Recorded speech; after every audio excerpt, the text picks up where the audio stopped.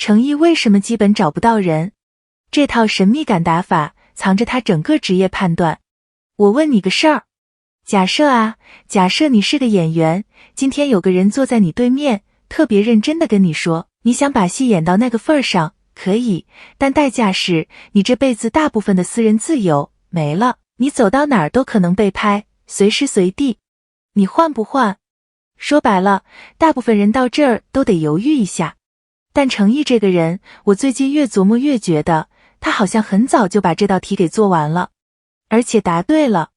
我跟你讲，今天这期我不是来给你念采访的，我是想把它散落在各个地方的几句话、几个细节拼成一条线。拼完之后，我自己都愣了一下，原来这个人对我要做一个什么样的演员这件事，想得比我以为的清楚太多了。行，那么问题来了，咱们先从一个特别有意思的现象说起，就是他不工作的时候，基本上你是找不到他的。我第一次 get 到这个点的时候，其实反应挺平淡的，心想不就是低调吗？明星低调的多了去了。可你把它放到现在这个行业环境里再看一遍，味道就完全不一样了。你想想看，现在是个什么时代？是恨不得天天刷屏的时代啊！今天路透，明天机场，后天团综，热搜的挂着，营业的跟上， KPI 的漂亮，整个行业都在卷曝光度，卷存在感，生怕你2个礼拜没消息就被观众忘了。这是大环境，这个背景你得先搁在心里。而他呢，反着来，不工作就消失。他自己在采访里说过一句特别落地的话，聚光灯关掉，我就是个普通人，你品品这句话。这不是被动的没通告，这是一种主动的选择。我把它叫做主动神隐。这里我得插一句啊，这个角度我也是最近才想明白的。凭我的观察说，你们要是有不同看法，评论区聊。我的判断是，他这是把神秘感当成了一种品牌战略在经营。因为神秘感这个东西，在演员身上是稀缺品。你天天出现在大众面前，观众对你太熟了，熟到什么程度呢？熟到他看你演任何角色，第一反应都是哦，这是程毅，而不是这是那个角色。可你要是平时找不着人，突然一部戏出来，观众眼里就只有角色。这中间的差别，说白了，就是演员和明星的差别。所以你看，这一步棋走的是长远布局。短期看他亏了曝光，可长期看，他攒下的是稀缺感，是作品一出全是角色的干净。这是弃子为了将军。好，这里我得停一下，因为聊到低营业这个词，网上肯定有另一种声音。下面我先把反方的声音整理一下，不是我的观点啊，你一定听完整了再判断。有人会说，找不到人，是不是就等于不亲近粉丝？是不是有点不够敬业，不够珍惜关注度？网上确实存在这么一种讨论的角度，我把话放这儿了。但你要是顺着这个逻辑往下想一层，就会发现哪儿不对。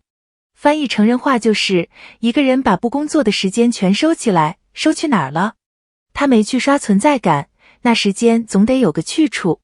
而你看他工作的时候，大热天，健身房，舞得严严实实的练，这就说明那些消失的时间全压到作品准备上去了。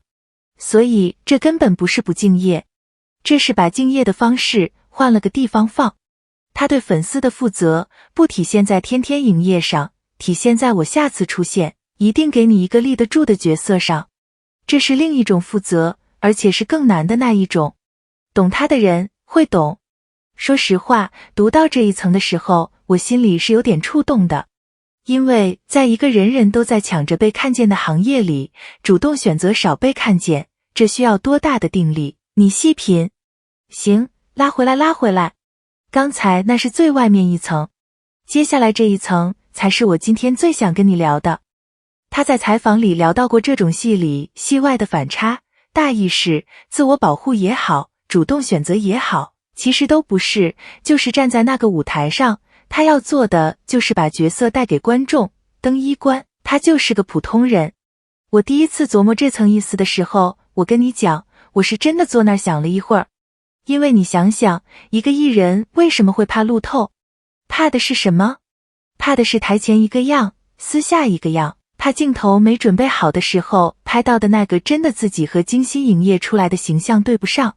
说到底，怕路透，本质上是怕两个自己打架。可他这套逻辑的意思是，工作时我把自己全交给角色，收工了我就是个普通人，中间没有一个精心维护，生怕被戳破的东西。所见即所得，所以他用不着怕。你听懂了吧？这不是凡尔赛，这是一种极其硬核的职业自信。他背后的潜台词是，我不需要一个花架子来保护我，因为我本人和角色都立得住。这个我得强调一下，是我个人的解读啊，不一定100%是他的原意。但我倾向于这么理解，前面说的交出私人自由、低曝光和这种灯关掉就是普通人的坦然，其实是同一件事的两面。他愿意交出私人自由，恰恰是因为他不怕被看见，因为看见的就是真的他。这俩逻辑严丝合缝地扣在一起，火候刚刚好。哦，对了，说到真实，正好接上前面那个健身房的细节。大热天，别人恨不得少穿2件，他反过来捂得严严实实地进健身房练。这个细节小，但特别有分量。别小看这个，这就是老话说的闷声干大事。他不吆喝，不发9宫格打卡，不搞今日份自律的营业，他就是默默的在你看不见的地方把苦下够，慢工出细活嘛。然后这份苦练最后会变成什么？会变成他新戏《兽皇》里那个角色林燕婷，一个心理侧写师、心理学家，同时还是个复仇者，2重身份撕扯在一块的复杂人物。对了，刚才说到哪了？对，说到这部戏之前放出来的那个陆腹肌的镜头。我知道，一提陆腹肌，可能又有个别声音要说这不就是卖肉炒作吗？这话说的有点重了哈，我换个说法帮你理一理。你得分清楚2件事，一种是没有内容支撑，纯粹为了博眼球的裸露，另一种呢，是身材本身就是这个角色的一部分，是前面几个月苦练的结果，顺势拿来做期待值经营的。这俩是两码事。诚意这个明显是后者，那身材不是 P 出来的，是大热天健身房里一斤一斤练出来的。既然练到位了，作为角色的一部分，作为这部戏的一个期待值杠杆放出来，这叫专业。这道菜越品越有味，它不是目的，它是苦练的一个副产品，顺手用来给作品预热而已。所以你把这一整条线连起来看啊，主动神隐，攒稀缺感，闷声苦练，做真功夫，灯关掉就是普通人，不怕被看见，再把成果顺势变成期待值。这4件事是一套自洽到吓人的职业逻辑。他不是随便活着，他是想清楚了再活。这是高手开局。好，那我得下个判断了。如果把今天这些声音都摆到台面上，有人觉得他低营业，找不到人，不够热闹，也有人，包括我，看到的是一个把所有精力都收进作品里，并且对自己极度诚实的演员。这2种看法摆在一块儿，我的宣判很清楚，不打5-5开，我站后者。因为前一种看的是他没做什么，后一种看的是他到底在做什么。而一个演员的价值，从来不是由他刷了多少屏决定的，是由他交出的作品决定的。这一点跑不掉。